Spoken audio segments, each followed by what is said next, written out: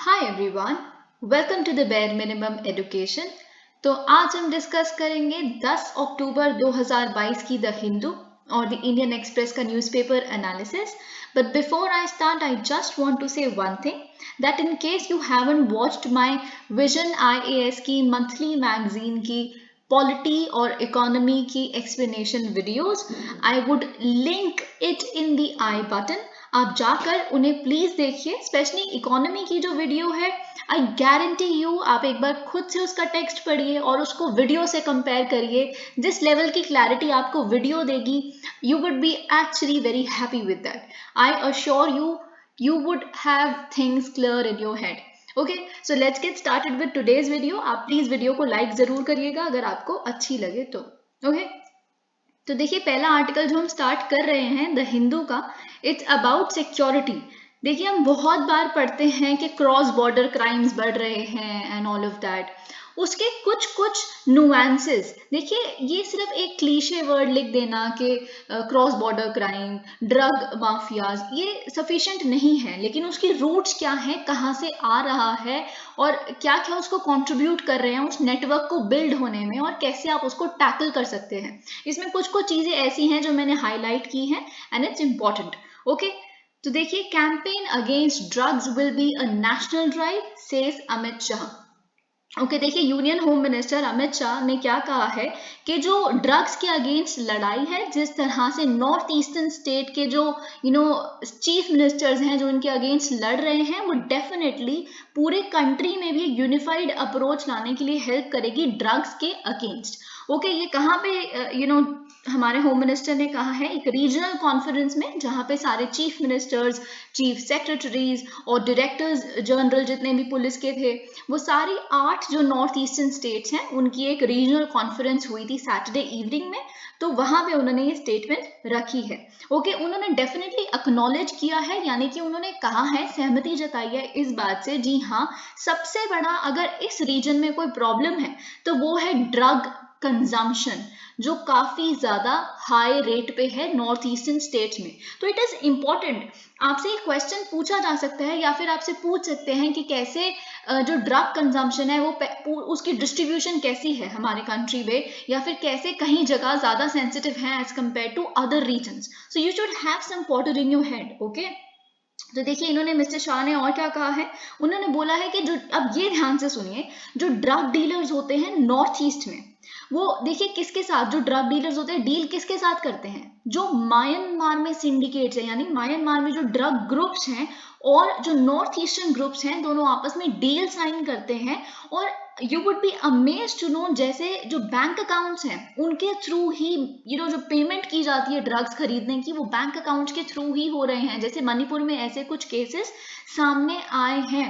Okay, so drug smugglers from the north east are also in collusion with Nigerians. अब ये important issue है। देखिए आप बहुत बार ये चीज सुनते हैं कि जो करंट रजीम है हमारे भारत में, अभी जो रूलिंग पार्टी है, बहुत बार उनके अगेंस्ट एलिगेशन उठती है। आई am not getting into the politics of it, but I am just stating a fact कि वो एंटाई थोड़े से इमिग्रेंट हैं and all of that, right, ये माइग्रेंट्स को नहीं आने देते। पर एक फैक्ट जो माइग्रेंट्स के, जैसे रोहिंग्यास के साथ में या फिर और भी जितने इलीगल माइग्रेंट्स भारत में आ रहे हैं, क्यों करंट पार्टी बार बार ये अपना क्लेम रखती है कि हमारे नेशनल सिक्योरिटी इश्यूज हैं, इसीलिए हम इलीगल इमिग्रेशन के खिलाफ हैं। जैसे कि इन्होंने रोहिंग्यास के साथ में क्या कहा कि बहुत सारे रोहिंग्यास के लिंक्स हमें पता है पाकिस्तान बेस्ड टेरर आउटफिट्स के साथ। I am just stating facts, मैं आपको बता रही हूँ। वैसे नाइजीरियंस, आपको पता है, I do not know about other regions, but in Delhi there's a lot of this population Nigerians की। और ऐसे बहुत सारे केसेस आए दिन जो लोकल न्यूज़पेपर्स होती हैं उसमें भी आते हैं कि नाइजीरियंस काफी ड्रग स्मगल करते हैं at the airport. They have in their abdomen, मतलब उनकी जो बेली है उसके अंदर ऑपरेशन करवाया होता है जिसके उसके अंदर ड्रग्स होते हैं, और फिर वो उसको निकलवा के फिर उसको बेचते हैं। सो मच सो, इतना तरह का लेवल है। ये सब चीजें आप पढ़ते हैं, तो इसीलिए बार बार जो करंट रजीम है ये कहती है कि इलीगल इमिग्रेशन या जितने भी फॉरेन लोग यहाँ पे आके रह रहे हैं उनके साथ डेफिनेटली कुछ कुछ नेशनल सिक्योरिटी इश्यूज आते हैं। तो किस तरह के नेशनल सिक्योरिटी इश्यूज अगर हम यहाँ देखें तो ड्रग इश्यूज, ड्रग की जो अगेंस्ट फाइट है उससे रिलेटेड। ठीक है, अब एक और चीज यहाँ पे लिखी है, वो ये है कि ये भी सस्पेक्ट किया जाता है कि कुछ साउथ इंडियंस जो हैं, जो नॉर्थ ईस्ट में रह रहे हैं, they are also involve in drug smuggling. Okay, तो जो साउथ इंडिया है, शायद डायरेक्टली आप कह सकते हैं, कुछ तमिल का जो रीजन है, कुछ जो बेसिकली श्रीलंका से लिंक्ड है, वैसे इतना ज्यादा तो वहाँ नहीं है। यूजुअली जो हमारा ड्रग वाला जो रीजन है वो म्यांमार और इस यही वाला रीजन है जो हमारा ईस्ट है, या फिर जो हमारा बिल्कुल नॉर्थ वेस्ट है जो अफगानिस्तान और पाकिस्तान के थ्रू होके आता है। ये दो रीजन है जिसके बीच में हम सैंडविच्ड हैं, यानी कि ये ड्रग वाले रीजन है दोनों हमारे वेस्ट और ईस्ट पे, and India is sandwich between these two drug hubs. Okay, ये सबसे बड़ी प्रॉब्लम है हमारी, and you know that, right? तो ये चीज इन्होंने बोला है। ओके, अब एक और चीज अगर हम देखें तो इन्होंने बोला इसको सॉल्व कैसे कर सकते हैं, इस बॉर्डरलेस क्राइम को, जो कोई बॉर्डर को रिकॉग्नाइज करता नहीं है, तो इसको कैसे सॉल्व कर सकते हैं? Better coordination. Drug enforcement agencies हैं, इंटेलिजेंस एजेंसीज हैं, उनमें बेटर कोऑर्डिनेशन हो। ठीक है, किसी भी स्टेट में कुछ हो रहा है तो नेटवर्क पता लगाइए। अभी कुछ हैं जो स्पेसिफिक, जैसे मैंने आपको नाइजीरियंस का, आपको ये पॉइंट थोड़ा एडिशनल लगा होगा, वैसे ही एक दो पॉइंट और हैं आगे जो आपको डेफिनेटली वैल्यू ऐड करेंगे आपकी प्रेजेंट नॉलेज में। ओके, अब मिस्टर शाह ने और क्या कहा है? उन्होंने बोला है कि देखिए, union home ministry has remained resolved to fulfil prime minister Modi's vision. देखिए, प्राइम मिनिस्टर मोदी की विजन क्या है? एक ड्रग फ्री इंडिया और ड्रग्स के प्रति एक जीरो टॉलरेंस पॉलिसी। तो उन्होंने कहा है कि होम मिनिस्ट्री भी उनके ही नक्शे कदम पर चल रही है, and we are resolve to make that happen. Okay, तो ये चीज आप देख सकते हैं। और उन्होंने बोला है कि ये जो ऑर्गेनाइज्ड माफिया है, ये क्या कर रहा है? इंडिया की इकोनॉमी को डेंट कर रहा है और नेशनल सिक्योरिटी को डेंट कर रहा है। नेशनल सिक्योरिटी आपको पता चल गई। नेशनल सिक्योरिटी भी क्यों? क्योंकि जैसे इनकी पेमेंट्स होगी, कैसे होगी? आप बेसिकली ब्लैक मनी तो है, ये मनी लॉन्डर करेंगे ये, राइट? बहुत सारा, इतना सारा पैसा, आप उसके रामिफिकेशंस देखिए, बहुत सारे हैं, और everything is linked with India's economy. Of course national security और इंडिया की इकोनॉमी बहुत हद तक लिंक है, क्योंकि एक पैरेलल इकोनॉमी चल रही है। इकोनॉमी जो है, जो रिकॉग्नाइज्ड है, वो अलग बात है, लेकिन पैरेलल इकोनॉमी चल रही है जो हमारे ही कुछ ऑर्गेनाइज्ड फाइनेंशियल इंस्टीट्यूशंस के थ्रू, उसी के चैनल के थ्रू मनी ट्रांसफर हो जाती है। कभी कभी अथॉरिटीज को भनक भी नहीं लगती। They are very very smart, and you know that. Okay, तो ये चीजें। और यहाँ पे इन्होंने बोला है कि वैसे तो इन्होंने काफी प्रेज किया है जितनी भी एनफोर्समेंट एजेंसीज हैं, कि उन्होंने, अब देखिए कुछ यहाँ पे एक और पॉइंट आपको मिलता है कि उन्होंने अमृत महोत्सव के फेस में, आजादी के अमृत महोत्सव फेस में, हमने जो अपना टारगेट रखा था कि हमें कितना डिस्ट्रॉय करना है, ड्रग के हीप को, बेसिकली जितना हमें ड्रग को डिस्ट्रॉय करना था, हमारा टारगेट था 75,000 kg, गवर्नमेंट का टारगेट, लेकिन हमने उसको एक्चुअल में उससे ज्यादा किया, 1.5 lakh kg। So that's also something that you can actually note down. What else do we get from here is, देखिए, अब इन्होंने एक चीज यहाँ पे जो बोली है वो इंपॉर्टेंट है, ये आप समझिए। इन्होंने ये बोला है कि देखिए, अगर हमें कहीं से केस पता चलता है कि यहाँ पे पता चला कि ये बंदा ड्रग स्मगल कर रहा है, फॉर एग्जाम्पल नॉर्थ ईस्टर्न कोई, हमें पता चला, तो हम क्या करते हैं कि हम बस उस फेस को याद रखें कि हाँ जी, ये ड्रग अब्यूजर है, या फिर ड्रग डिस्ट्रीब्यूटर है, या अगर ड्रग्स जो कंज्यूम करते हैं बस उसके पीछे पड़ जाते हैं, चलिए उसके अरेस्ट करिए, ये करिए, वो करिए। That's not enough, and that's even something, ये तो बहुत माइन्यूट चीजों के पीछे आप अपना टाइम व्यतीत कर रहे हैं, राइट? आप मास्टरमाइंड्स को पकड़िए। देखिए, जो कंज्यूम कर रहा है, या जो अब्यूज कर रहा है, या जो डिस्ट्रीब्यूट कर रहा है लोकल लेवल पे, that's a small thing. Although I am not saying that it is unimportant, but still try to nab the masterminds जो कहीं और से, दूसरे बॉर्डर्स के उस पार से भारत में ये ड्रग्स भेज रहे हैं। That's important. ओके, इन्होंने एक और चीज यहाँ पे लिखी है, इसके साथ साथ और क्या करना चाहिए? जो पूरी कंट्री में ड्रग नेटवर्क का स्प्रेड है उसको डिमोलिश करिए। ठीक है, एक नेटवर्क होगा। ओके, ये चीज। और हमारा प्राइम फोकस क्या है? On preventing network and cross border smuggling. I hope आपको कुछ 2-3 पॉइंट यहाँ से एक्स्ट्रा समझ जरूर आए होंगे। ऑलराइट, अब देखते हैं स्टार्टिंग से, द हिंदू का पूरा एनालिसिस देखना शुरू करते हैं। अब देखिए, यहाँ पे एक बहुत छोटा सा एग्जाम्पल है, ये मैं आपको बस इसीलिए एक्सप्लेन कर रही हूँ। और देखिए, क्योंकि ये पूरे जो फ्रंट पेज पे आया है, तो इसको डिस्कस करना थोड़ा सा इंपॉर्टेंट क्यों है? क्योंकि आप एक्सटेंट देखिए कि किस तरह से जो श्रीलंका है, वहां की इकोनॉमी कितनी बर्बाद हो चुकी है कि लोग अपनी लाइफ रिस्क करके इलीगली माइग्रेट कर रहे हैं इंडिया में। तो अगर आप यहाँ पे एक एग्जाम्पल देखेंगे, एग्जाम्पल आप कोट भी कर सकते हैं इनफैक्ट कहीं पे, अगर आपको सही लगे तो, मतलब जहां भी, वेर एवर इट फिट्स। क्योंकि एक 24 साल के आदमी जो एक श्रीलंकन तमिल है, वो स्विम करके आए हैं 7 नॉटिकल माइल्स यानी कि 13 किलोमीटर पार्क स्ट्रेट में, और वो धनुषकोडी में पहुंचे हैं यानी कि तमिल रीजन में, हमारे तमिलनाडु रीजन में, जिसका नाम है हसन खान। तो 13 किलोमीटर स्विमिंग, देखिए क्या कर रहे थे, वैसे एक बोट में आ रहे थे, तो बोट को जैसे ही मतलब जो श्रीलंकन नेवी फोर्स थी उन्होंने जैसे ही देखा कि ऐसे कोई जा रहा है यहाँ से, तो उन्होंने फायर करने की कोशिश की, तो इन्होंने जंप लगा दी पानी में और फिर ये तैर तैर के वापस आ गए यहाँ तक, मतलब तमिलनाडु तक आ गए। इनका ये कहना है कि हमारी जो इकोनॉमिक स्थिति वहां पर है, हमें कोई जॉब नहीं है, लाइवलीहुड एवेन्यूज नहीं है, so what do we do there, what do we do by sitting over there, right. तो इसीलिए उन्होंने कहा मेरे कुछ कुछ रिश्तेदार हैं जो ऑलरेडी यहाँ के पुडुचेरी के कैंप में या कुछ कुछ और भी जगहों पे तमिल के रीजन में रहते हैं और कुछ कुछ काम कर रहे हैं या रिफ्यूजी कैंप में रहते हैं, so I want to join them only because there the plight is horrible in Sri Lanka. तो आप देख सकते हैं people are ready to risk their life. जब इस तरह का जब बेसिकली फ्रीबीज की जो डिबेट है, जब इतना कंट्री डेवेस्टेट हो जाएगी, इतना एक्सपेंडिचर आप बढ़ा देंगे, रेवेन्यू आपका उतना आ नहीं रहा जो राजापक्सा सरकार ने किया बेसिकली वहां पे, उसका प्लाइट क्या होगा at the end of the day आप देख सकते हैं। आरबीआई की जो फरवरी में जो रिपोर्ट आई है उन्होंने क्या कहा है, जो पंजाब सरकार है उसका जो एक्सपेंडिचर है वो इतना ज्यादा है, उन पर डेट इतना ज्यादा है कि वो श्रीलंका से भी बुरी स्थिति में हो सकता है अगर टाइमली उसको ठीक नहीं किया गया तो। Okay, well of course there is a debate कि क्या आपकी जो रेवड़ी है वो मेरे लिए एक वेलफेयर स्कीम हो सकती है, मेरे लिए जो वेलफेयर स्कीम है आप उसको फ्री भी कह सकते हैं, that's a different thing, let's not get into that for now. Okay, LG approves 24/7 operation of 300 establishments in city। देखिए बहुत बार हम बहुत बार सुनते हैं कि कैसे एम्प्लॉयमेंट बढ़ाई जाए और कैसे मेट्रोपॉलिटन सिटीज हैं उनको ग्लोबल स्टैंडर्ड्स पे लाया जाए and all of that. Specially तो जो एम्प्लॉयमेंट जनरेशन है, एम्प्लॉयमेंट जनरेशन कैसे दिल्ली इसमें स्टेप्स ले रही है मैं पहले भी आपको बता चुकी हूँ।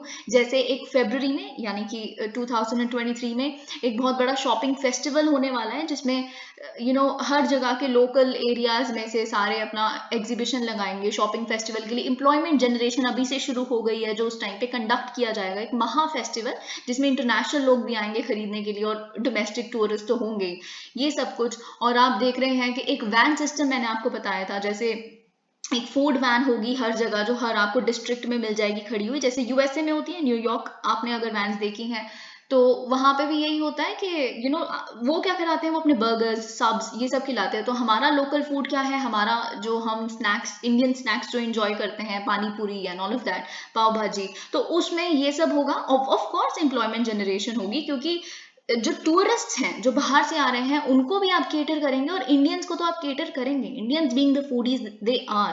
सो Delhi government is actually trying every possible thing to generate employment क्योंकि उनका जो बजट है रोजगार बजट उसको पूरा करने के लिए। सो ये एक एग्जाम्पल है जो आप लिख सकते हैं। उसी में एक और एडिशन ये है, इस बारे में बात हमने पहले भी की है, देखिए आगे वाले जो आर्टिकल्स हैं वो बहुत इंपॉर्टेंट है। ये कुछ कुछ जो स्टार्टिंग में हम डिस्कस कर रहे हैं ये एग्जाम्पल्स हैं, बाकी जो एडिटोरियल्स हैं आज के वो बहुत इंपॉर्टेंट है। ओके, तो देखिए जो लेफ्टिनेंट गवर्नर हैं दिल्ली के विनय कुमार सक्सेना, उन्होंने संडे को अप्रूव कर दिया है एक प्रपोजल को जो अलाउ करेगा 314 एस्टेब्लिशमेंट्स जिसमें होटल्स आते हैं, रेस्टोरेंट्स आते हैं, बीपीओज आते हैं या डिलीवरी सर्विसेज आते हैं, जो ऑनलाइन डिलीवरी सर्विसेज हैं, कि वो ऑपरेट कर सकते हैं 24/7 बेसिस पे कैपिटल में यानी कि दिल्ली में।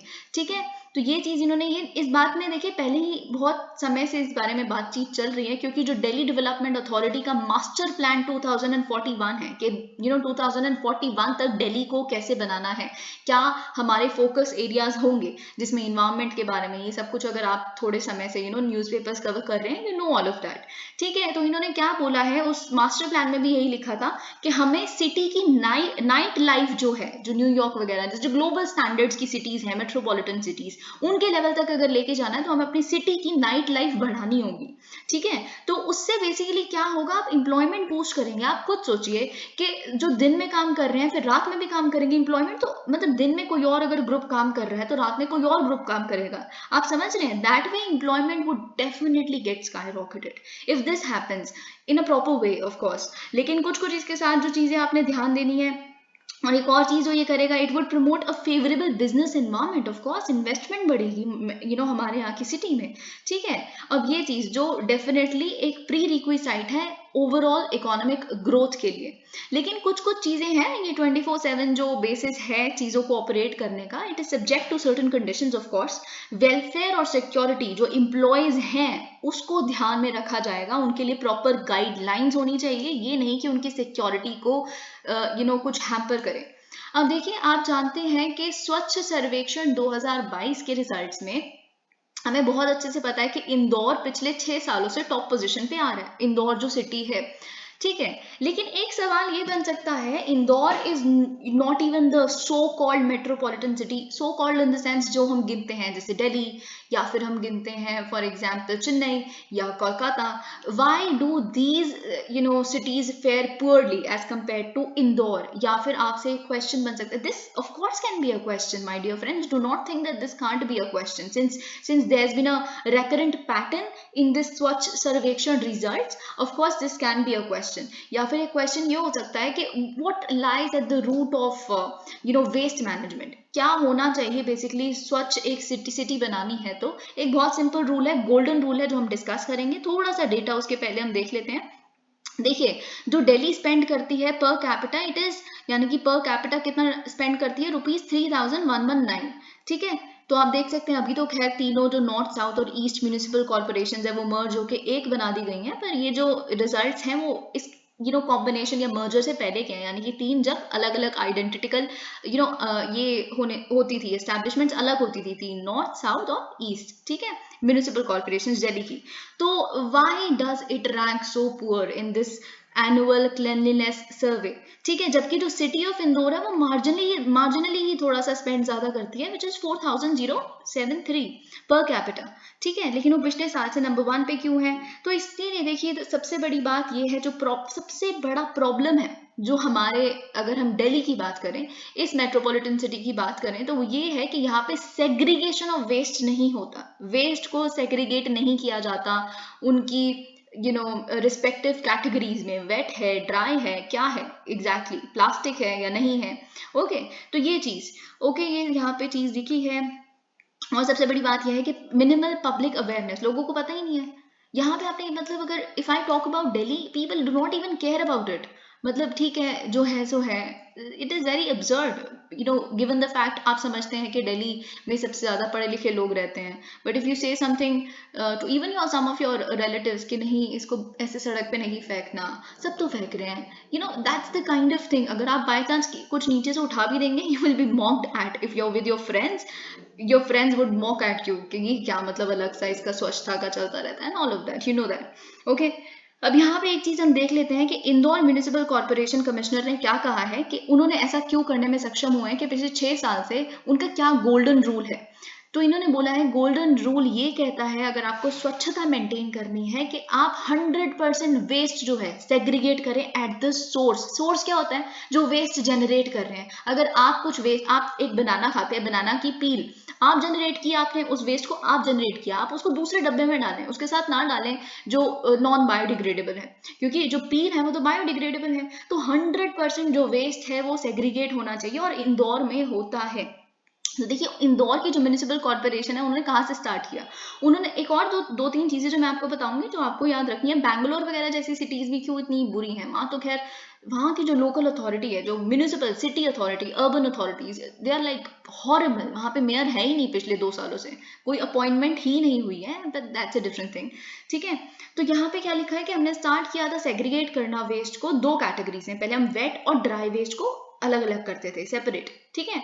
लेकिन अब इन्होंने इवॉल्व करते करते ये लोग इतना ज्यादा एक्सेल कर गए हैं इस सेग्रीगेशन चीज में, कि 6 कैटेगरीज में चीजों को सेग्रीगेट करते हैं, और लोगों को पता है जो सोर्स है, जो जनरेट कर रहे हैं वेस्ट को, दे नो कि 6 कैटेगरीज हैं, और उनको 100% उनका वेस्ट जो जनरेट हो रहा है उनको 6 कैटेगरीज में डिस्ट्रीब्यूट करना है, यानी कि सेग्रीगेट करना है। एक वेट, एक ड्राई, एक प्लास्टिक, एक डोमेस्टिक हजार्डस, और राइट, एक सैनिटरी वेस्ट और एक electronic waste. So that's huge and that's beautiful, okay, कि लोगों को ये चीज पता है।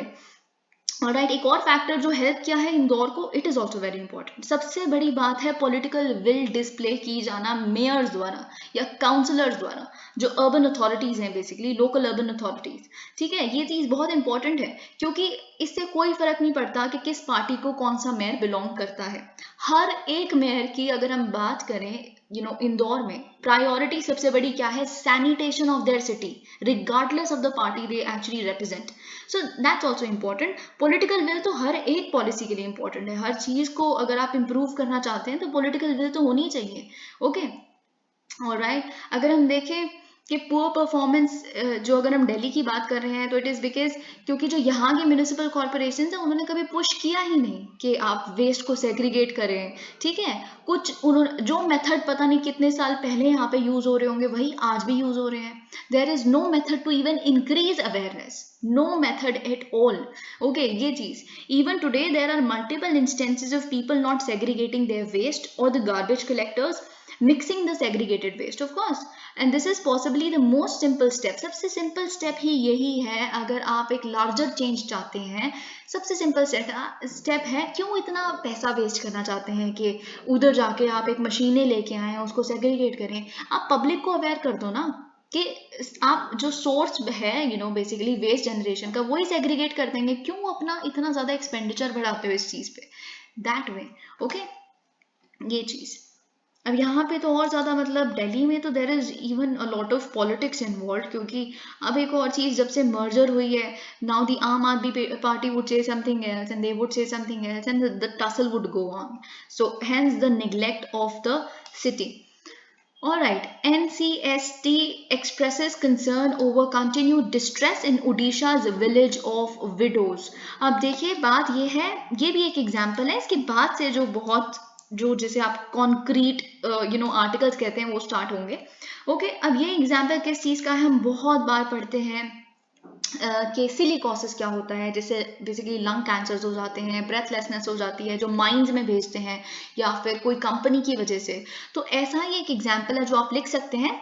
इट इज़ सो इम्पॉर्टेंट कि जो national commission for scheduled tribes है उसने अपना कंसर्न जताया है. उन्होंने कंसर्न जताया है किसके लिए, जिस मिजरी में जो विमेन है जो रह रही हैं उड़ीसा के एक डिस्ट्रिक्ट में, क्योंझार डिस्ट्रिक्ट में. आप देख सकते हैं वहां पे क्यों ऐसा हो रहा है, देखते हैं हम यहाँ पे. क्योंकि जो ये विमेन है उनके जो हस्बैंड्स हैं they died after suffering from lung elements following exposure to harmful particles in a pyrophyllite grinding unit.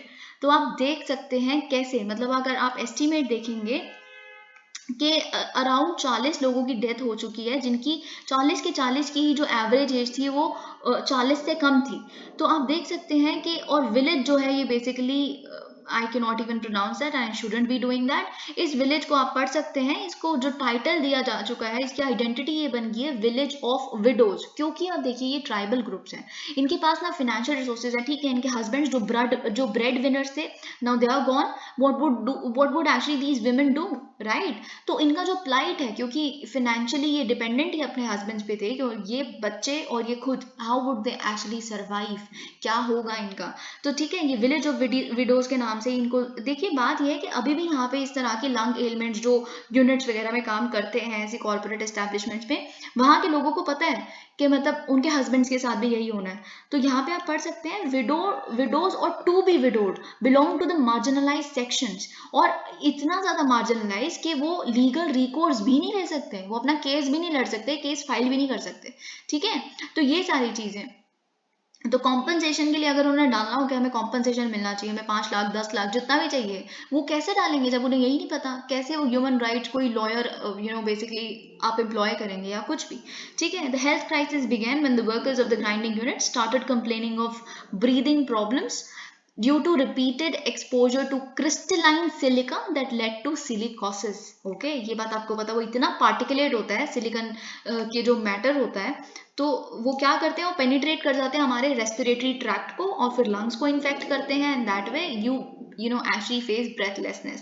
And that's the main thing. जो माइनिंग है या इस तरह के जो बेसिकली कई लोग आप नॉर्थ ईस्ट में देखेंगे जो रैट होल माइनिंग होती है, या वैसे भी it's harmful, it's very very harmful, and the government definitely should do something about it.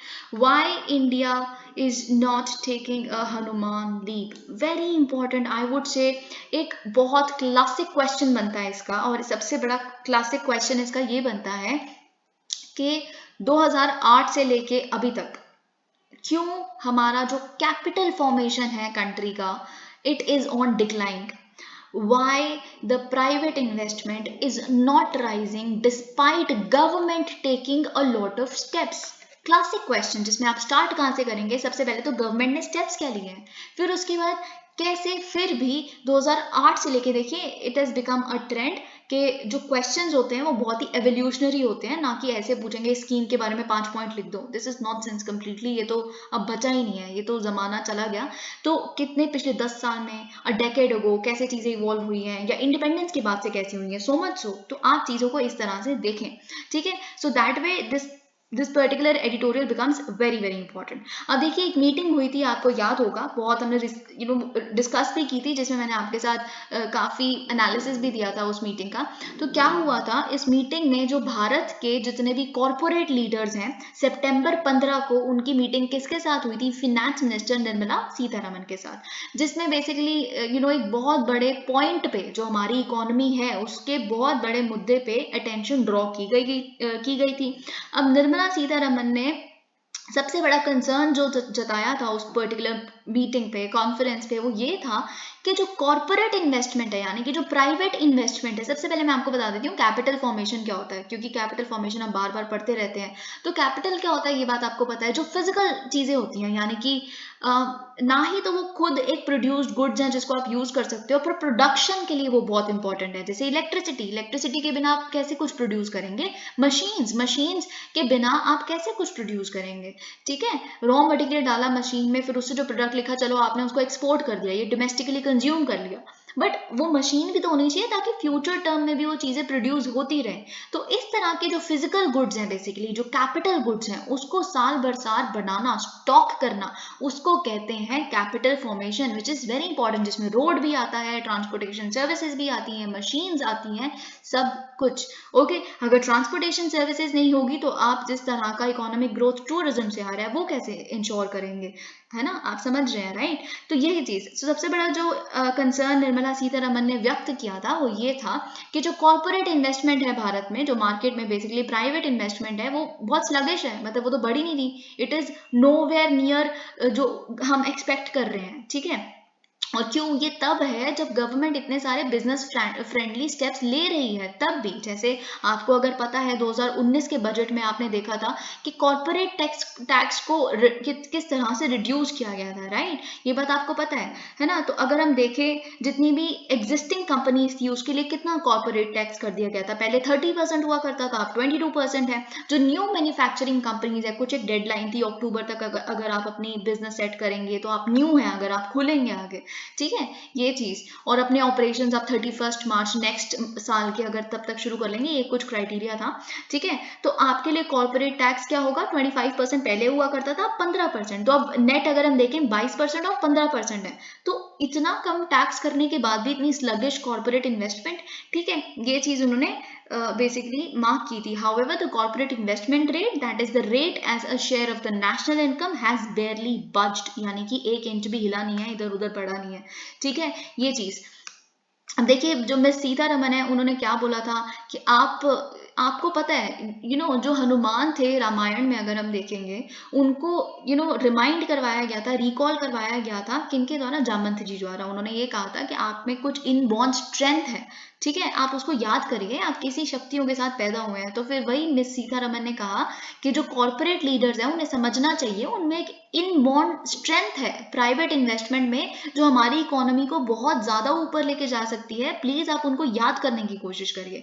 देखिए, लेकिन इन्होंने ये चीज कहा है, ऑथर ने ये लिखा है कि ये एनालॉजी बिल्कुल नहीं मैच करती, मिसमैच सी है, पर फिर भी इन्होंने कहा है कि अगर हम बात करें, जो हनुमान है वो क्यों, he was devoted to lord Ram, right, और जिनके लिए वो अपनी लाइफ रिस्क करने के लिए भी तैयार थे। पर प्राइवेट फर्म्स में ऐसा कुछ नहीं है कि वो हमारे भारत की इकोनॉमी के लिए अपनी लाइफ रिस्क करने के लिए, अपने जो प्रॉफिट है उसको रिस्क करने के लिए तैयार है, ऐसा कुछ नहीं है।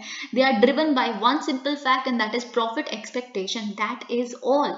ओके, अब ये चीज, अब जब आपको प्रॉफिट एक्सपेक्टेशन, सबसे बड़ा मुद्दा आप समझ गए क्या है, प्रॉफिट एक्सपेक्टेशन नहीं है कुछ कुछ कॉर्पोरेट लीडर्स को, क्यों नहीं है ये हमें देखना है, इस वजह से तो वो इन्वेस्टमेंट बढ़ नहीं रही। ये चीज आप समझ गए, राइट?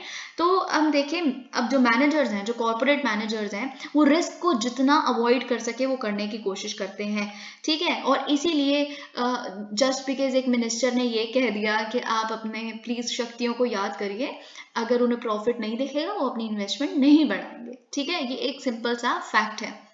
ओके अब देखिए, private investment accounts for close to 75% of total capital formation in the economy. इसीलिए इनका जो रिवाइवल है वो बहुत इसेंशियल है for sustained growth of the economy. अब हम देखते हैं decline of private capital formation.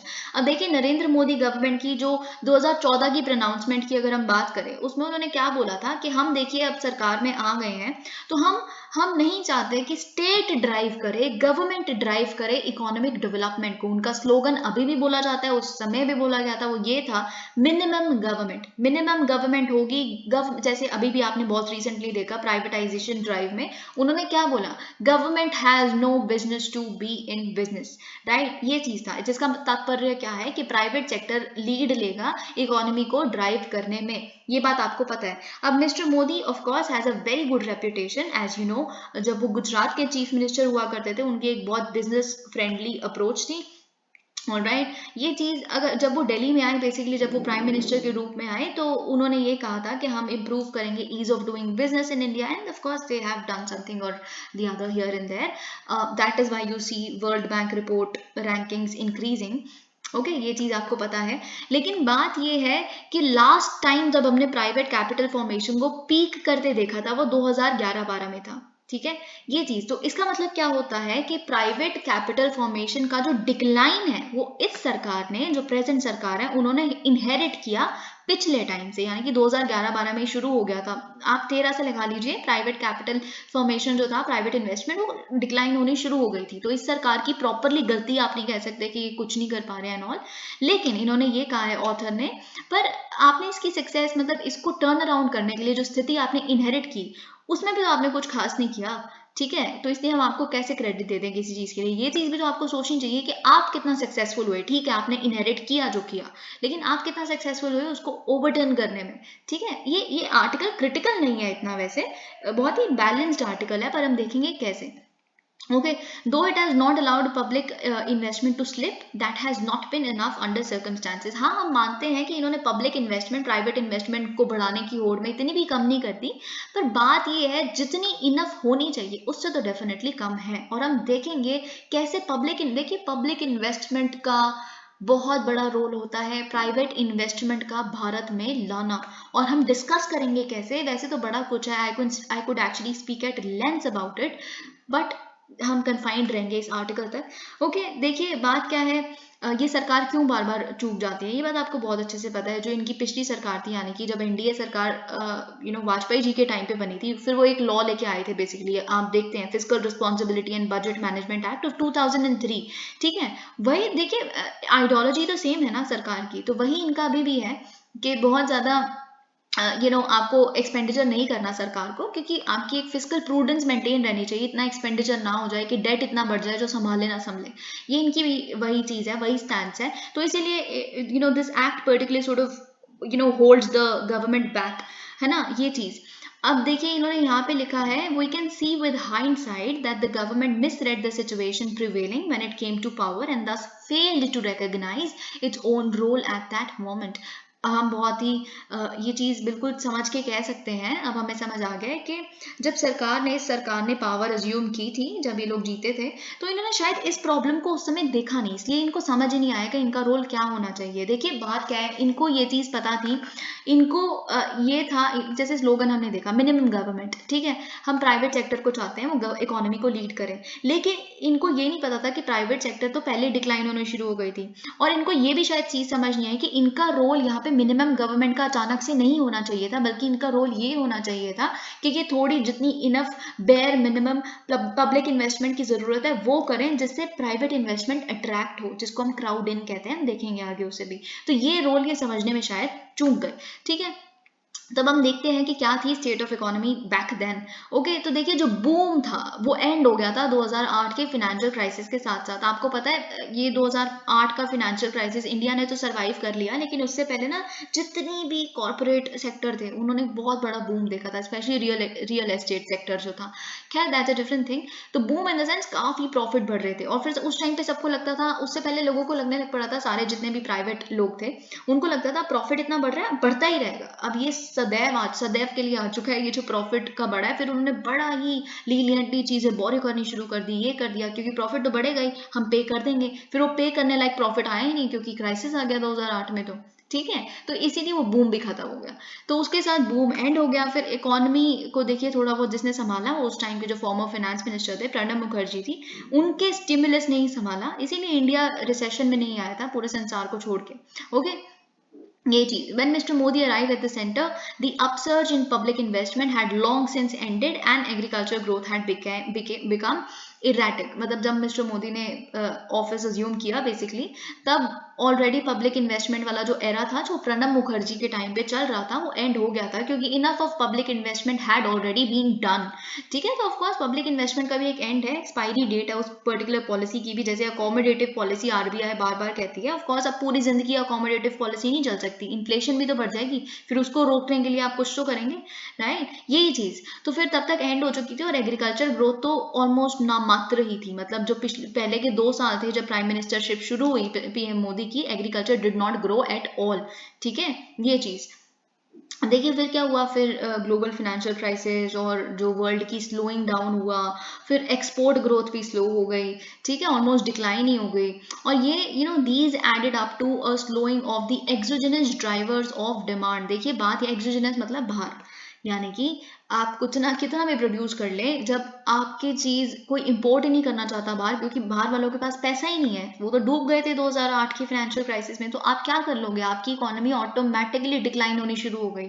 ठीक है, ये आप ट्रेंड समझने की कोशिश करिए कि कब से चल रही है ये दिक्कत, और आज की दिक्कत नहीं है ये। ठीक है, तो private investors could not but have seen that the situation was not likely to turn positive soon. और प्राइवेट इन्वेस्टर्स जो बेसिकली एक्सपोर्ट करने में इंटरेस्टेड होते हैं, प्रॉफिट्स में इंटरेस्टेड होते हैं लार्ज, उनको ये चीज़ फिर लगने लग पड़ी कि अब आने वाले कुछ सालों तक तो दोबारा से वो बूम हम देख ही नहीं सकते जो हमने एक टाइम पे देखा था, क्योंकि एक्सोजेनस फैक्टर कोई फेवरेबल है ही नहीं।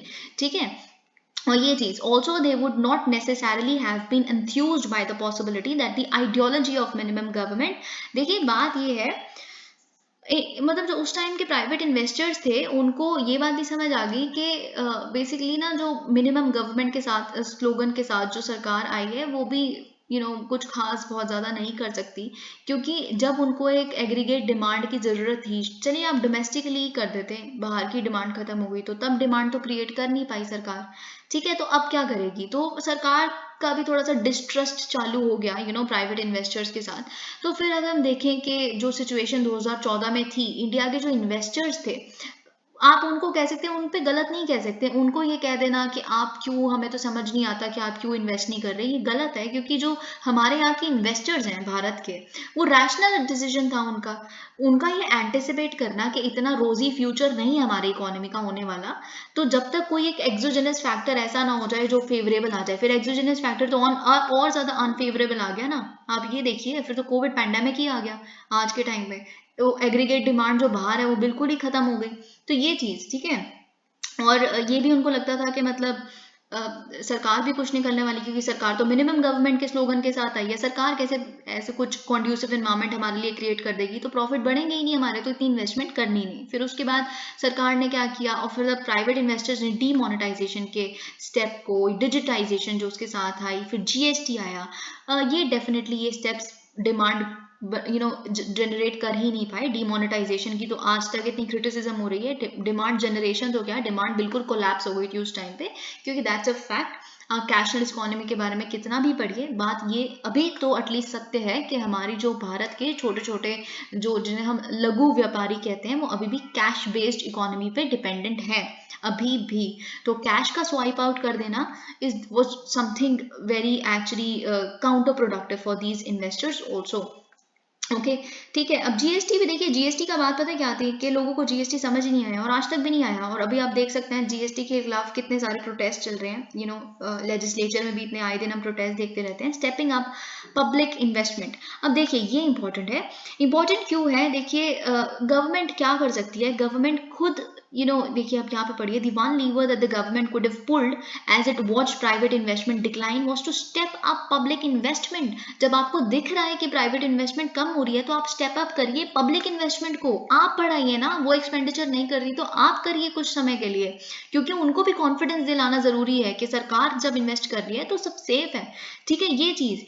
और लेकिन आपने पिछले जो आप 6 साल थे, अब देखिए आपने बाद में देखा, अभी इनका जो कैपिटल स्पेंडिंग वाला है ये तो अभी आया है, ये जो अभी का 2022 का बजट में इन्होंने कैपिटल स्पेंडिंग की बात की है। आप 6 साल आपने कुछ नहीं किया, कोई पब्लिक इन्वेस्टमेंट आपने जनरेट करने की कोशिश नहीं की। ठीक है ये चीज।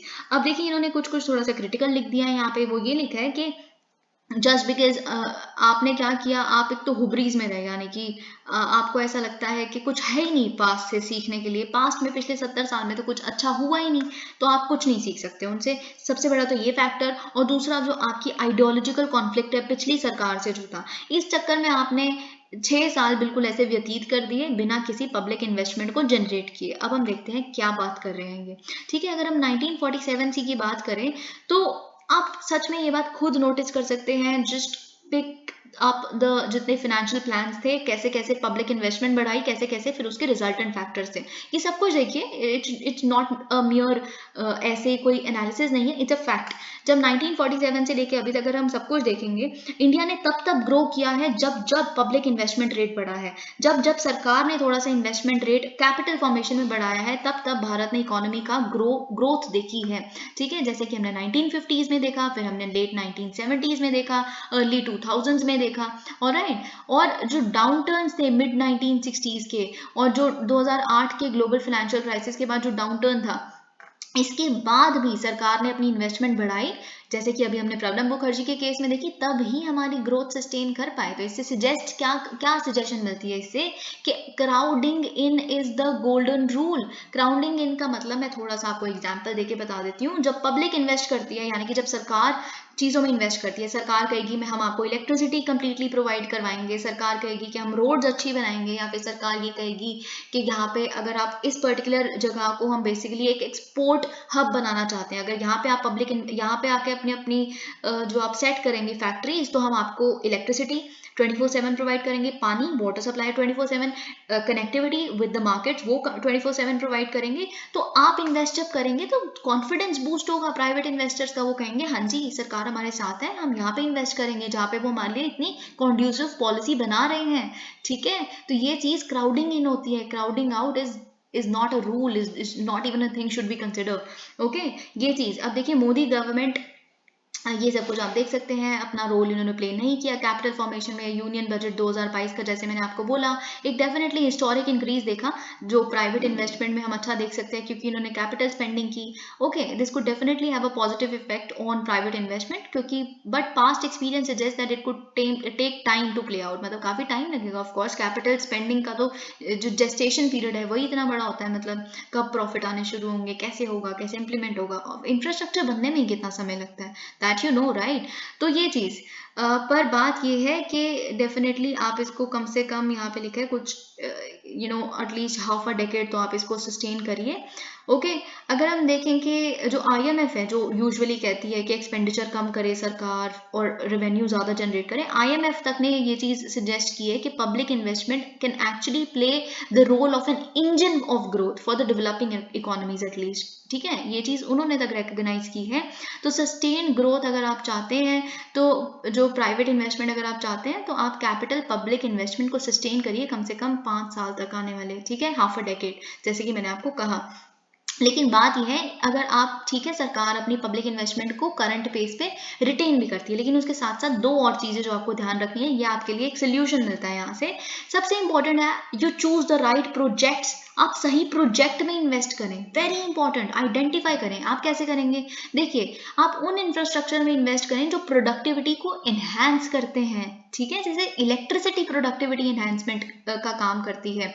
ठीक है, तो आप इसके लिए क्या कर सकते हैं, आप बेसिकली आप क्या करें, स्टेट गवर्नमेंट्स को फंड्स ट्रांसफर करें। अगर स्टेट गवर्नमेंट सक्षम होती है इस तरह के प्रोजेक्ट्स को आइडेंटिफाई करने में, तो फिर आप बोले अगर आप सक्षम होंगे तो फिर आपको इतना इतना फंड करेंगे ट्रांसफर, ठीक है। तो क्योंकि देखिए ऑब्वियसली स्टेट गवर्नमेंट्स को ज़्यादा पता है कि क्या उनकी पर्टिकुलर स्टेट में किस तरह का ज़्यादा प्रोजेक्ट जो है वो वायबल है और कितना प्रोडक्टिविटी वहाँ पे इन्हांस हो सकती है। Of course they know there economy better, okay. तो ये चीज़ की जा सकती है। दूसरा ये है कि आप इन्फ्लेशन को रोकिए। इन्फ्लेशन जिस तरह से गड़बड़ कर सकती है, it's something which has to be dealt with, ठीक है। अब इन्फ्लेशन को आप कैसे रोकेंगे?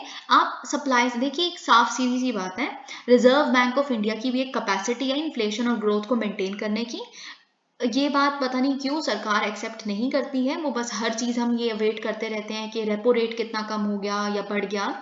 एक हद तक ये चीज़ कंट्रोल कर सकती है, सब कुछ मॉनेटरी पॉलिसी ही नहीं कर सकती। फिस्कल पॉलिसी यानी कि जो गवर्नमेंट स्टेप्स लेती है वो इंपॉर्टेंट है।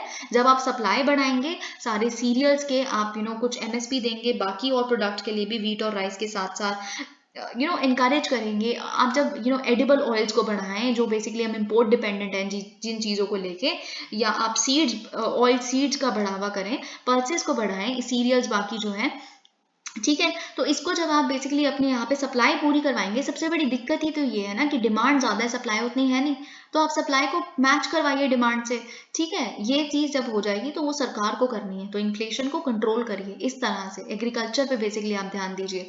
ये चीज़, इन्फ्लेशन अगर हो गई तो इट्स अ लॉस। मतलब प्राइवेट सेक्टर क्यों प्रोड्यूस किसके लिए करेगा जब महंगाई इतनी ज़्यादा होगी कि लोग खरीदने वाले नहीं है? किसके लिए प्रोड्यूस करोगे फिर आप? ये चीज़, अब यहाँ पे कुछ कुछ बहुत ही क्रिटिकल लिखा है कि ये सरकार surveillance state and all, not that important, okay। Status beyond faith. अब देखिए क्या है, सेंटर ने अपॉइंट की है एक 3 मेंबर कमीशन को जो एग्जामिन करेगा एक बहुत सेंसिटिव इशू को, कि जो शेड्यूल्ड कास्ट वाला स्टेटस है वो एक्सटेंड किया जाना चाहिए जिन्होंने हिस्टोरिकली सफर किया है डिस्क्रिमिनेशन को और अनटचेबिलिटी को, रिगार्डलेस ऑफ द रिलीजन जो अब वो प्रोफेस कर रहे हैं। ये एक बहुत ही डिफिकल्ट टास्क है, ये बात आपको पता है। हम देखेंगे क्यों डिफिकल्ट है। वैसे तो आपको पता है कि काफ़ी, मैंने आपके साथ कुछ कुछ एफिडेविट भी आपके साथ डिस्कस किए हैं कि एग्जैक्टली पॉइंट ही नहीं पता कि कन्वर्जन कहाँ हुई है, ठीक है। देखिए बुद्धिस्ट का तो पता है, क्योंकि बुद्धिज्म में जो BR अम्बेडकर ने करवाया था कन्वर्जन यूजुअली सबने, तो हमें पता है कि एक्चुअल में वो पॉइंट था जब बहुत सारे लोग जो हिंदू दलित से, उन्होंने कन्वर्ट किया था खुद को बुद्धिज्म में, इस चीज़ को एस्केप करने के लिए, कास्ट सिस्टम को। लेकिन हमें ये नहीं पता, उनको तो इसलिए रिजर्वेशन मिलना जायज़ है, पर हमें मुस्लिम्स और क्रिश्चियंस का नहीं पता, क्योंकि इनकी जो कन्वर्जन है बहुत समय से चल रही है। ये यहाँ नहीं लिखा, पर हमने 2019 का एक एफिडेविट था सेंटर का जो मैंने आपके साथ डिस्कस किया था, उसमें ये चीज़ लिखी थी। तो पर अब देखते हैं सरकार खुद एक स्टेप ले रही है तो क्या होता है। आपको ये पता है कि इसको पैनल को हेड कौन कर रहा है? Former chief justice of India KG Balakrishnan. और ये डेफिनेटली देखिए बहुत सारी चीज़ें इन्होंने देखनी है, बहुत सारे सोशल रियलिटी और आइडियोलॉजिकल ऑब्जेक्शंस हैं जब वो इस कोर क्वेश्चन को एड्रेस करेंगे कि क्या इन्हें SC स्टेटस मिलना चाहिए या नहीं मिलना चाहिए। अब देखिए गवर्नमेंट ने खुद ने ये चीज़ बोली है कि एक बहुत ही हिस्टोरिकली कॉम्प्लेक्स सोशोलॉजिकल और कॉन्स्टिट्यूशनल क्वेश्चन है ये, ठीक है। अब ये ऐसा तो नहीं है ये पहली बार ये कोई इशू उठा है, ऐसा बिल्कुल भी नहीं है, ठीक है। या फिर पहली बार ऐसा कुछ हुआ है कि एग्जामिन किया जा रहा है कमीशन द्वारा जिसको एक फॉर्मर चीफ जस्टिस हेड कर रहे हैं, नहीं। 1985 की अगर हम बात करें, सुप्रीम कोर्ट ने तब भी अग्री किया था कि हिस्टोरिकल डिस्क्रिमिनेशन तब भी कंटिन्यू कर सकती है जब जो SCs हैं वो कन्वर्ट कर जाएं खुद को दूसरे रिलीजन्स में। पर डेफिनेटली उन्होंने कुछ डिसाइड नहीं किया था कि इनको SC स्टेटस मिलना चाहिए, रिजर्वेशन मिलना चाहिए या नहीं मिलना चाहिए। That remained actually undone, okay. तो it is to be welcomed that the Balakrishnan Commission has been asked specifically to examine the changes, कि किस तरह के चेंजेस जब दलित अपना कन्वर्जन करते हैं दूसरे धर्म में तो क्या उनका सोशल स्टेटस में कुछ चेंज आता है, क्या डिस्क्रिमिनेशन में कुछ चेंज आता है, क्या इम्प्लीकेशन है, क्या उन्हें दिया जाएगा अगर SC स्टेटस, तो सच में उनकी सोशल पोजीशन स्टैचर इंप्रूव होगा। ये कुछ कुछ क्वेश्चन है, तो इस कमीशन को देखने हैं। कुछ आते हैं असली मुद्दों पे। जो national commission for religious and linguistic minorities है जिसको हेड कर रहे हैं रिटायर्ड चीफ जस्टिस, हेड कर रहे थे उस समय पे retired chief justice Ranganath Mishra, उन्होंने भी एग्जामिन किया था इस इशू को। 1985 में तो हमने देख लिया ये इशू तब भी उठा था। फिर 2007 की रिपोर्ट जो सबमिट की गई तो उसमें जो पैनल था उसने कैटेगोरिकल एक बहुत स्पेसिफिक रिकमेंडेशन रखी थी कि बिल्कुल SC स्टेटस दलित को मिला जाना चाहिए, हर एक रिलीजन के दलित जो है, ठीक है। इन्होंने ये तब भी 2007 में ये सजेशन आ चुकी है, ओके। ये चीज़ क्योंकि इन्होंने एक्चुअली इस रिपोर्ट में क्या था कि कास्ट सिस्टम जो है, इन्होंने बोला था एक ऑल परवेडिंग सोशल फिनोमिनन है जो इंडिया में एग्जिस्ट करता है, जो ऑलमोस्ट जितनी भी इंडियन कम्युनिटीज़ हैं हर में आप यहाँ पे मार्जिनलाइज हैं या वहाँ पे, you are at the same status. Okay, और स्ट्रेस किया था constitutional need to eliminate the religion based discrimination. जो बेसिकली आप लिमिट क्यों करते हैं, इन्होंने इस चीज़ को स्ट्रेस किया था, आप एससी स्टेटस को लिमिट क्यों कर देते हैं। आप 1950 का ऑर्डर, कॉन्स्टिट्यूशनल ऑर्डर मैंने आपके साथ डिस्कस किया हुआ है, जो सिर्फ हिंदुइज्म, सिखिज्म और बुद्धिज्म के ही जितने भी एससी हैं उन तक ही रिजर्वेशन बेनिफिट्स को कंस्ट्रेन करते हैं। ठीक है, ये चीज़। अब देखिए बात क्या है, हम मानते हैं जो बाकी रिलीजन है, ये देखिए बात क्या है, हिंदुइज्म में ही तो सबसे बड़ा क्रिटिसिज्म ये है ना कि ये जो सोशल हायरार्की है, स्ट्रैटिफिकेशन है कास्ट के बेसिस पे, सबसे ज़्यादा बुरी चीज़ जो है आप देखेंगे मिस्टर गांधी यानी कि महात्मा गांधी जी के, और सबसे बड़ा टसल ही ये था बी आर अम्बेडकर के बीच में। ये बात तो फैक्ट है कि हिंदुइज्म पे सबसे बड़ा लांछन जिसे आप कह सकते हैं ये है। लेकिन बाकी रिलीजन्स क्या कहते हैं, बाकी रिलीजन्स ये कहते हैं कि हम are religion is actually rid of all kind of discrimination, हम डिस्क्रिमिनेशन में बिलीव नहीं करते। यही है, सारे रिलीजन्स यही कहते हैं, equality, brotherhood, everything of that sort. पर ग्राउंड रियलिटी बहुत डिफरेंट है, इस रिपोर्ट ने ये चीज़ कही थी। और देखिए सबसे बड़ी बात, लेकिन फिर काउंटर व्यूज आ जाते हैं, वो ये कहते हैं कि डिस्क्रिमिनेशन, और मतलब ये क्या हर चीज़ को पॉलिटिक्स बना देते हैं। और फिर मतलब बात ये है ना, एक ग्रुप फिर नहीं चाहता कि दूसरों के साथ भी दूसरों को कोई फेवर वो मिले जो हमें मिल रहा है, या फिर हमारा जो है वो कम ना हो जाए। ये पॉलिटिकल बन जाता है, क्योंकि आप फिर देखिए चाहे चाहे लोगों को इतनी प्रॉब्लम ना भी हो, पर फिर एक कम्युनिटी, एक पॉलिटिकल पार्टी फिर दूसरे कम्युनिटी का यूज करेगी, दूसरी किसी और को, देन यू गेट फोर्स्ड। अगर आप एक कम्युनिटी को पकड़ते हैं, फिर दूसरी पॉलिटिकल पार्टी को दूसरी कम्युनिटी को पकड़ना पड़ेगा, फिर आधी राइवलरी तो यहाँ से शुरू हो जाती है। Okay, let's not get into that. अब देखिए काउंटर व्यू सबसे बड़ा ये है कि डिस्क्रिमिनेशन और deprivation being the consequences of caste based Hindu social order. तो इन्होंने ये कहा है कि जब क्रिश्चियनिटी में और इस्लाम में जब कन्वर्ट करवाया गया कि सबसे बड़ा हिंदुइज्म में डिस्क्रिमिनेशन ही होता है, Hinduism is a religion of discrimination, if you said that at that time, तो फिर ठीक है, फिर आपने तो उसी से बचने के लिए वहाँ पे कन्वर्ट किया था, फिर अब क्यों वो जो इंसेंटिव आप क्यों चाहते हैं जो हिंदुइज्म के जो लोगों के खिलाफ कुछ गलत हुआ था उनको मिल रहा है। ठीक है, सबसे बड़ी बात तो एक सबसे बड़ा ऑब्जेक्शन पता है क्या है, जो रिजर्वेशन का पाई है, ऑलरेडी रिजर्वेशन इतना ज़्यादा है, ये चीज़ हम ईडब्ल्यूएस के केस में भी देख रहे हैं जो सुनी जा रही है।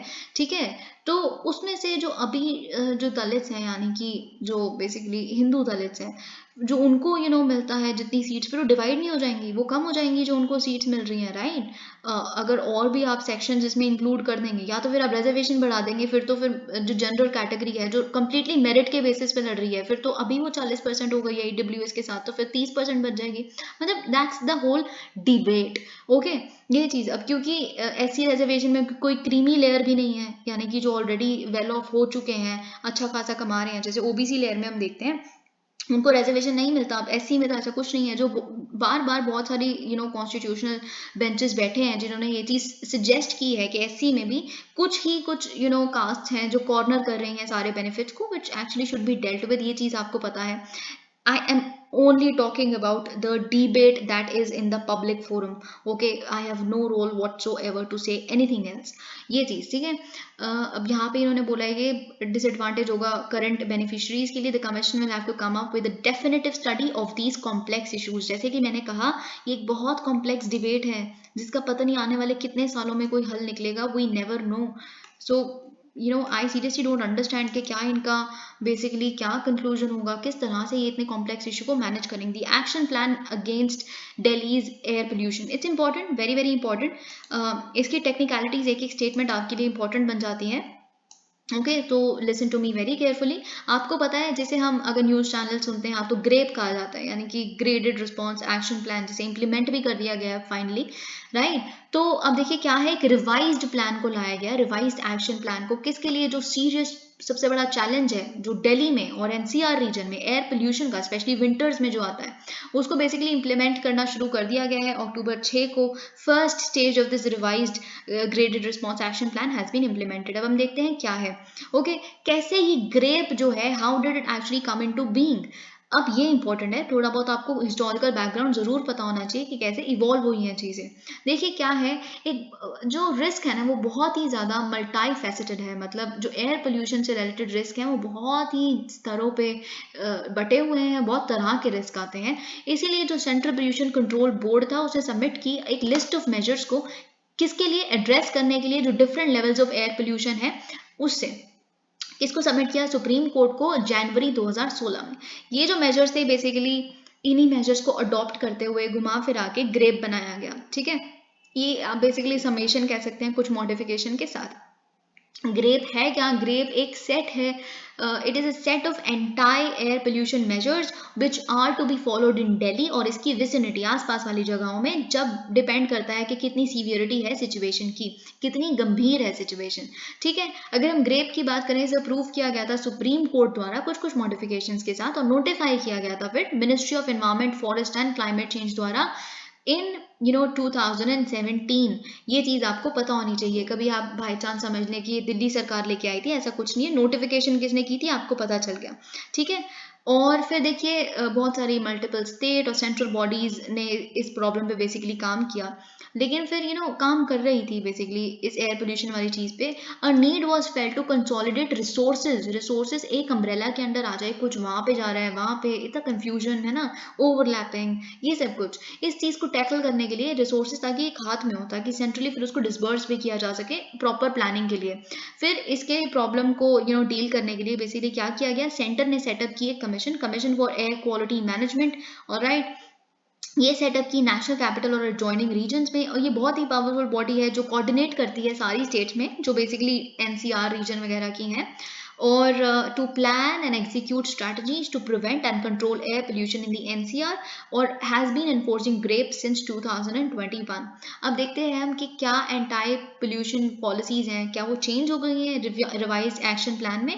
देखिए जो चेंज, सबसे बड़ा सिग्निफिकेंट चेंज है वो ये है कि जो रिस्ट्रिक्शंस है पोल्यूटिंग एक्टिविटीज़ पे, वो डिपेंड करेंगे अब एयर क्वालिटी इंडेक्स यानी कि AQI पे, ना कि सिर्फ PM2.5 या PM10 की कॉन्सेंट्रेशन पे जो पहले हुआ करता था।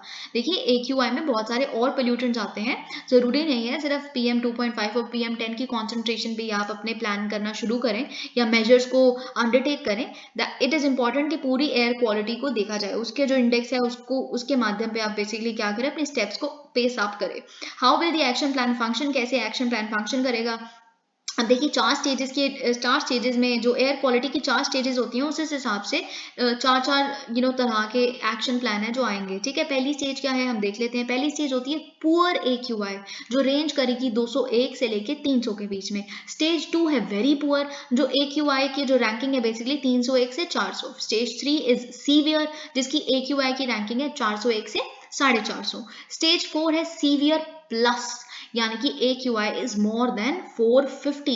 स्टेज 1 जब होगी तो क्या करना है, कंस्ट्रक्शन बैन करनी है। ये आप समझ रहे होंगे, ये बकवास लिखी है यहाँ पे, इंपॉर्टेंट एक भाई स्टेटमेंट इधर उधर की आ गई ना, कुछ कुछ जो बड़ी स्मार्ट सी जो स्टेटमेंट्स है उसे याद रखिए, ठीक है। स्टेज 1 जब होती है जो बेसिकली पुअर स्टेज है, उस पर क्या करना होता है, फिर आपको लगा कि पुअर एयर क्वालिटी हो गई है, फिर आप क्या करोगे, कंस्ट्रक्शन पे बैन लगाओगे, डिमोलिशन एक्टिविटीज पे बैन लगाओगे, कुछ कुछ स्पेसिफिक साइट्स पे, ठीक है। और जो एजेंसीज है वो इंश्योर करेंगी जो सॉलिड वेस्ट है वो जो जितने भी डेडिकेटेड डंप साइट्स हैं वहाँ से उठा के, मतलब जो उसको जहाँ भी लेके जाना है वहाँ लेके जाइए, एक ही जगह पे ऐसी ओपन लैंड में डंप्ड ना रहे चीज़ें, ठीक है।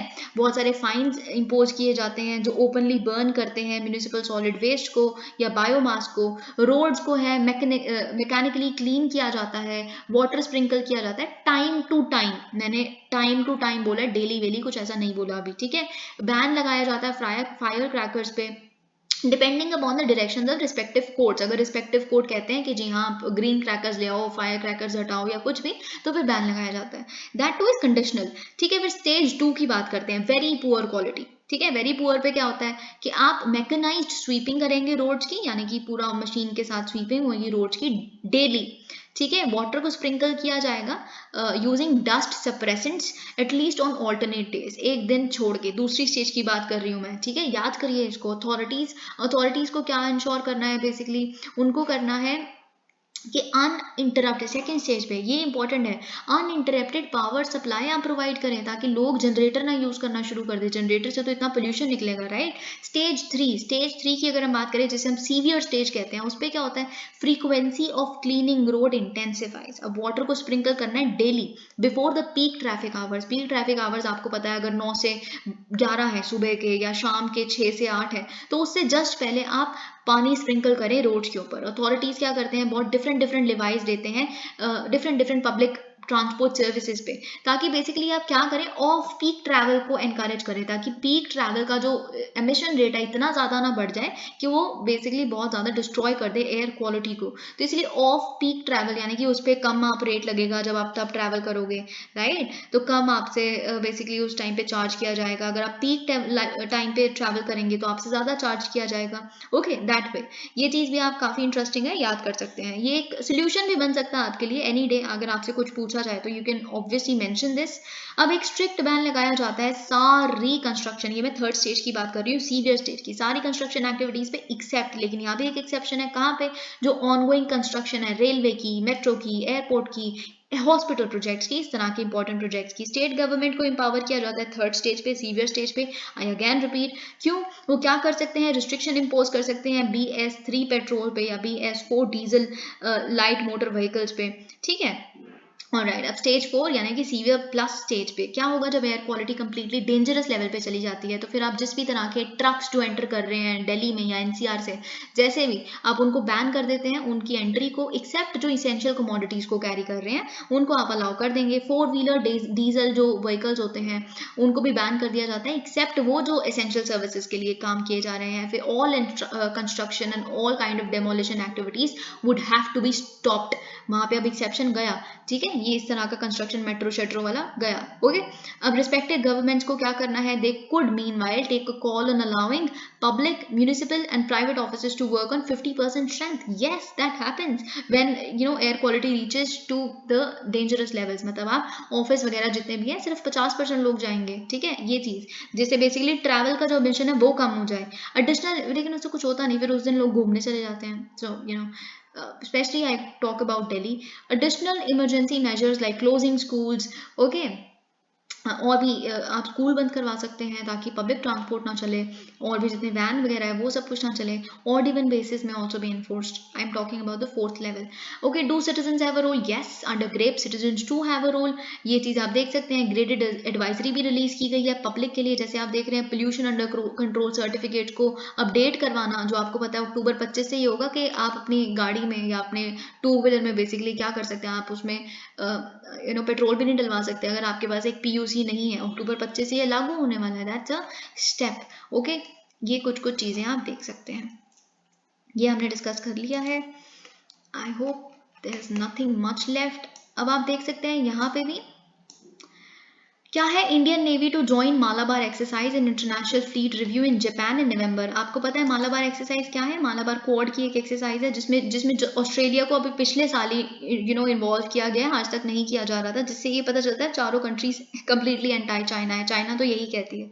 तो जापान होस्ट कर रहा है 2022 का एडिशन मालाबार एक्सरसाइज का, जिसमें बेसिकली इंडिया पार्ट लेगा, और जो रिव्यू होना है नवंबर के पहले हफ्ते में, ताकि आप पार्ट लेने लायक हैं या नहीं ये चीज़ सब कुछ टेस्ट हो जाए, उसमें भी भारत पार्ट लेगा। जब इसका एनालिसिस आएगा तब हम अच्छे से तब डिस्कस करेंगे, okay. UN peace keepers need robust mandates to be able to go after the armed groups. देखिए सबसे पहली बात ये है जो important, UN peace keeping forces बहुत इंपॉर्टेंट है, उसमें इंडिया का रोल भी बहुत इंपॉर्टेंट है, ठीक है। तो बहुत सारे अटैक्स हम देख रहे हैं जो UN पीस कीपिंग फोर्स है उसके ऊपर, कहाँ पे, डेमोक्रेटिक रिपब्लिक ऑफ कॉन्गो, जहाँ पे उनको बेसिकली डिप्लॉय किया गया है, क्योंकि बहुत सारे एंटी UN प्रोटेस्ट वहाँ पे हो रहे हैं, जिसमें 2 हमारे BSF के जवानों ने अपनी जान भी गंवाई है, पिछले हफ्ते की बात हम कर रहे हैं, ठीक है। इस तरह की ग्रोइंग फेटलिटीज जो हो रही हैं, क्लियर मैंडेट ही नहीं है ब्लू हेलमेट्स के लिए। Blue helmets UN peace keeping forces के लिए यूज किया जाता है, तो ब्लू हेलमेट की क्लियर मैंडेट नहीं है। आपका काम है क्या, हम आपको यहाँ भेज रहे हैं, लेकिन उनको ये नहीं पता कि हमें भेजा क्यों जा रहा है, कुछ एक उनके दिमाग में डालो तो, मतलब एक उनकी रिस्पॉन्सिबिलिटी क्या होगी वहां जाके, no clear mandate at all, जो काम होगा आप कर लेना, what is that, ठीक है, ये चीज। तो यहाँ पे बेसिकली जो UN पीस कीपिंग चीफ है लैक्रॉइक्स, उन्होंने कहा है, उनकी एक मीटिंग शीटिंग हुई है, उसमें बेसिकली उन्होंने कहा है, देखते हैं क्या क्या, ओके। अब देखिए यहाँ पे इन्होंने कहा है, क्वेश्चन इनसे पूछा गया कि जो यूएन पीस कीपिंग फेटलिटीज हैं, बहुत सारे मिलीशियस एक्ट होते हैं, इलनेस या एक्सीडेंट्स की वजह से उनकी डेथ नहीं हो रही है, बहुत सारे उनके अगेंस्ट टेररिस्ट अटैक्स हो रहे हैं, बहुत कुछ हो रहा है, वो डिक्लाइन पे थे लेकिन अब फिर दोबारा राइज पे हैं। कैसे? 2020 में 13 थे, 25 हो गए हैं 2021 में, ठीक है, and this year as many as 26। तो आप देख सकते हैं, तो आप ये सडन इंक्रीज कैसे हो रहा है। तो देखिए इनका रिस्पॉन्स ये है कि बहुत सारे जो पीस कीपिंग ऑपरेशन हैं वो इस तरह के इन्वायरमेंट में डिप्लॉय किया गया है उनको जो डिटोरिएट हो रहे हैं, ठीक है, पॉलिटिकल इन्वायरमेंट स्टेबल नहीं है, सिक्योरिटी इन्वायरमेंट इंश्योर नहीं है, ठीक है, ये सारे पॉलिटिकल एफर्ट्स ही नहीं लिए जा रहे हैं सॉल्व करने के लिए इस तरह के कॉन्फ्लिक्ट को। स्पेशली अफ्रीका में देखिए, वहाँ तो कूज होते रहते हैं आए दिन, तो कुछ है ही नहीं इस तरह का, सिक्योरिटी सिचुएशन प्रोवाइड ही नहीं की जा रही। ऑलराइट, ये सब कुछ यहाँ पे लिखा है। In Africa we are facing groups that are either terrorist groups, आप टेररिस्ट से लड़वा रहे हैं पीस कीपिंग फोर्स को, जिनके पास मतलब कुछ है ही नहीं, वो तो अनआर्म्ड होते हैं या लाइटली आर्म्ड होते हैं, वो टेररिस्ट ग्रुप से कैसे लड़ेंगे, क्रिमिनल ग्रुप से क्यों लड़ेंगे, उनका मैंडेट ही नहीं है वो, सिंपल एज दैट। ओके, ये चीज। अब यहाँ पे हम देखते हैं क्या लिखा है। One of the criticisms in new Delhi is कि हमने लूज किए हैं 179 पीस कीपर्स पिछले 60 सालों में, ठीक है, और इसके बाद भी आप देख सकते हैं एक टाइम पे हम नंबर 1 वो हुआ करते थे कंट्रीब्यूटर पीस कीपिंग फोर्स के यूनाइटेड नेशंस के, लेकिन आज सबसे बड़ा क्रिटिसिज्म हमारी तरफ से ये है कि यूएन पीस कीपर्स के लिए बेसिकली कहाँ पे उनको डिप्लॉय करना है, कौन सा मिशन लेना है, क्या मैंडेट होगा मिशन का, इसके डिसीजन में हमारी जैसी कंट्रीज को जो इतना ज़्यादा अपने लोगों को खो रही है, इसमें हमारा कोई से ही नहीं है। इन्होंने देखिए इस चीज़ को एक्नॉलेज किया है, जी हाँ, हम मानते हैं कि पीस कीपिंग ऑपरेशंस में एक जियोग्राफिकल बैलेंस होना चाहिए, ज़्यादा से ज़्यादा सारी कंट्रीज कंट्रीब्यूट करें हर एक जगह की, और इनके लिए डेफिनेटली एक से होना चाहिए। इन्होंने क्रिटिसाइज तो नहीं किया पर एक्नॉलेज कर लिया कि जी हाँ बिल्कुल ऐसा होता है। ओके, ये चीज। अब एक मेमोरियल की सजेशन है भारत की तरफ से कि यूएन पीस कीपिंग फोर्सेस के लिए एक मेमोरियल बनाया जाए, ये चीज यहाँ पे डिस्कस हो रही है। ऑलराइट, एक 10 पॉइंट एक्शन प्लान भी हमने बेसिकली दिया है यूएन पीस कीपर्स के लिए। जो मुझे आपको समझाना है वो कुछ और है, so I am it's not at all important. तो बेसिकली इनका कहना है कि जो जिस तरह के क्राइम्स यूएन पीस कीपर्स के अगेंस्ट हो रहे हैं वो वॉर क्राइम्स गिने जा सकते हैं आने वाले टाइम में, so that's something you should be looking at. अब मैं आपको एक बात समझाती हूँ, आप सुनिए ध्यान से। देखिए, यूएन पीस कीपिंग एक टर्म है, दूसरी टर्म है यूएन पीस एनफोर्सिंग, दोनों में डिफरेंस है। अब हो क्या रहा है, जब क्लियर मैंडेट नहीं है या फिर जब आप अपने लोगों को यूएन पीस कीपिंग के लिए भेजते हैं लेकिन उनको जहां पे भेजा जा रहा है अचानक से उनको जो काम करना पड़ जाता है वो यूएन पीस एनफोर्सिंग का होता है। अब ऑब्वियसली फिर लोगों की जान ही जाएगी। अब कैसे, मैंने ये क्यों कहा, सबसे पहले तो आप समझे यूएन पीस कीपिंग में और पीस एनफोर्सिंग में डिफरेंस क्या है। कीपिंग का मतलब क्या है, आप सपोज करिए ऑलरेडी दो कंट्रीज के बीच में या फिर दो डिस्ट्रिक्ट्स के बीच में एक सीज फायर या फिर दो स्टेट के बीच में सीज फायर एनफोर्स हो चुकी है, कुछ एक मामला था जो बेसिकली सुलह हो गई है, नाउ देयर इज पीस। अब वहां पे आप यूएन पीस कीपर्स को भेजेंगे जो कीप करेंगे, मेंटेन करेंगे, प्रिवेंट करेंगे कि दोबारा से पीस इम्पिंज ना हो जाए, दे वुड मेंटेन पीस। इसीलिए उनको आर्म्स भी नहीं दिए जाते, they would never use force, यही कहता है यूएन का चार्टर जो उनके लिए बनाया गया है। They would be lightly armed और completely unarmed, they are peace keeping forces. लेकिन जिस तरह की अफ्रीकन जगहों पे आप उन्हें भेज रहे हैं वहां पे उनको क्या काम करना पड़ जाता है, पीस एनफोर्सिंग का। Enforcing in the sense it is like going to war, unarmed people, lightly armed people would go to war with terrorist forces, with criminal groups or some anti-UN protesters।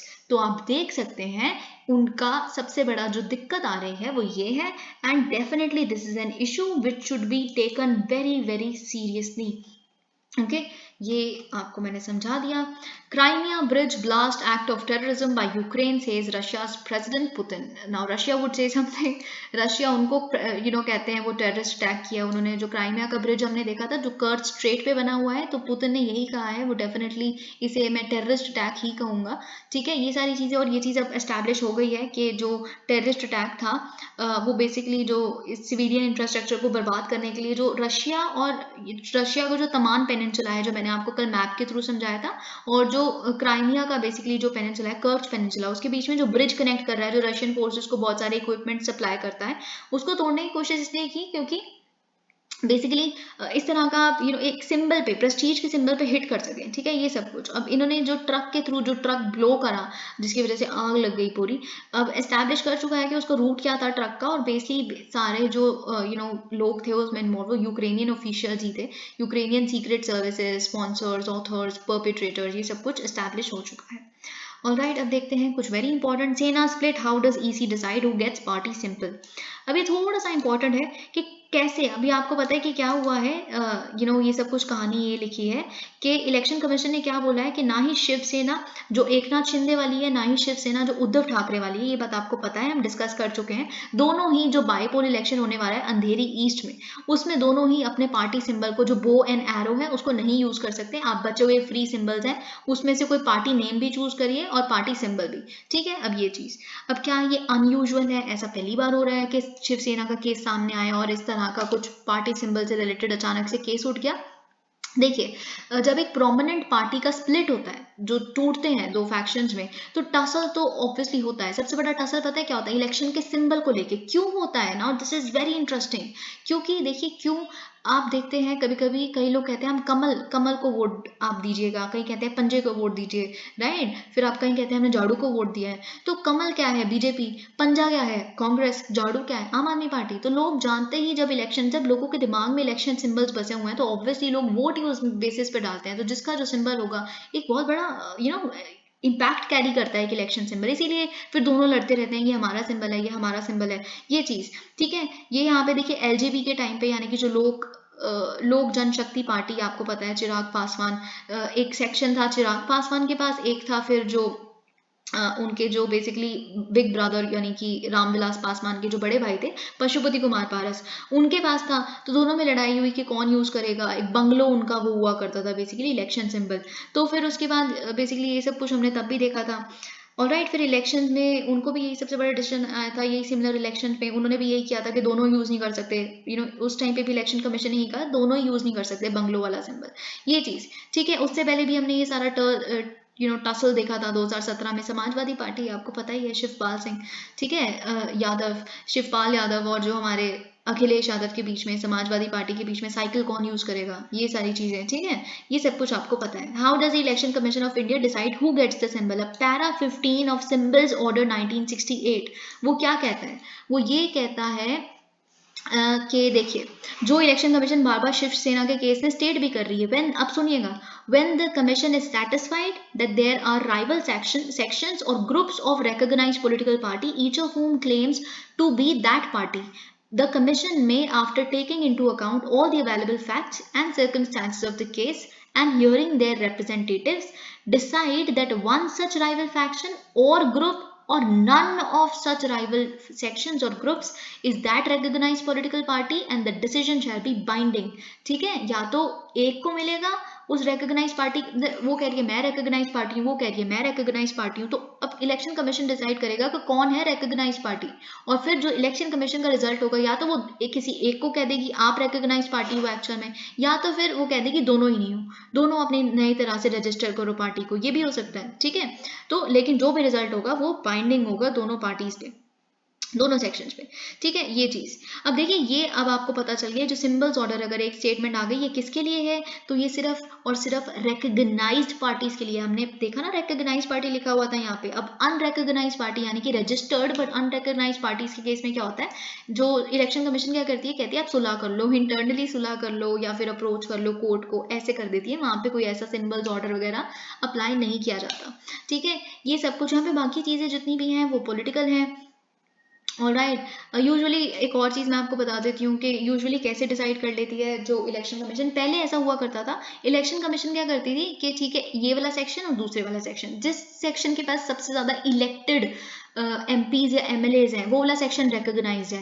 लेकिन फिर उसके बाद बड़ी सारी इसमें भी दिक्कतें आने लग पड़ी, क्योंकि फिर तृणमूल कांग्रेस बनी, आरजेडी बनी कांग्रेस से टूट टूट के, है ना, ये सब कुछ। फिर ये चीज़ भी एकदम खारिज हो गई, है ना, कि merely having MPs and MLAs is not enough, मतलब इलेक्शन कमीशन को लगा। तो फिर ये चीज़ बेसिकली क्या हुआ, इसके बाद हम देखते हैं फिर इलेक्शन कमीशन ने एक न्यू रूल को इंट्रोड्यूस किया जो स्प्लिंटर ग्रुप होगा, मतलब यानी कि वो जिसको सिंबल नहीं मिला, जिसको सिंबल एक को दे दिया, फिर जो बचा हुआ ग्रुप है उसको रजिस्टर करना पड़ेगा अपने आप को दोबारा एक सेपरेट पार्टी के रूप में, ठीक है। फिर वो दोबारा रजिस्टर खुद को रिकॉग्नाइज करवा सकता है, उसकी डिपेंडिंग ऑन द परफॉर्मेंस। आपको रिकॉग्नाइज पार्टी होने का क्राइटेरिया पता है। Thank you so much, please like the video.